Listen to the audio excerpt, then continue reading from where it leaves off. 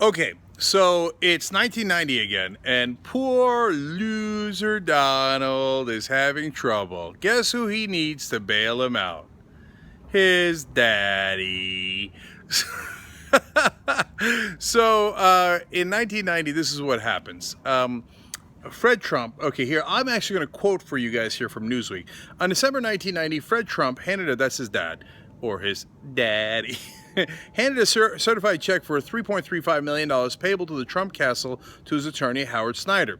Snyder traveled to the castle and opened an account in the name of Fred Trump. The check was deposited into that account, and a blackjack dealer paid out $3.35 million to Snyder in gray $5,000 chips. Snyder put the chips in a small case and left. No gambling took place. So you understand that? That's a way of just giving him $3.35 million outside of the law by simply taking those chips and never gambling with them. So now Trump has $3.35 million more, and he was having trouble making a payment on a loan. By the way, Snyder does the same thing the next day, except with instead of a check, a wire transfer with $150,000. So they basically, fairly illegally, got him $3.5 million.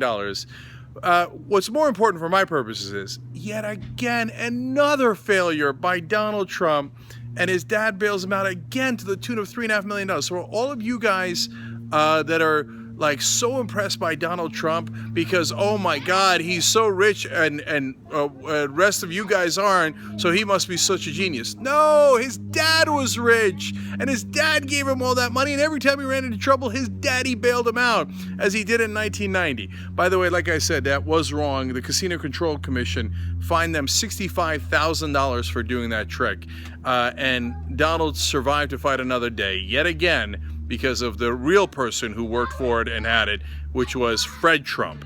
Okay, now you know the reality. He's not a self-made man. It's almost all because of his daddy, and every time he ran into trouble, he'd run back to him. By the way, if you're wondering what happened to Trump Castle, if you haven't been watching the rest of the Loser Donald segments, of course, like everything else he's ever run, it later went bankrupt anyway. All of Daddy's money still couldn't rescue him. Poor loser Donald.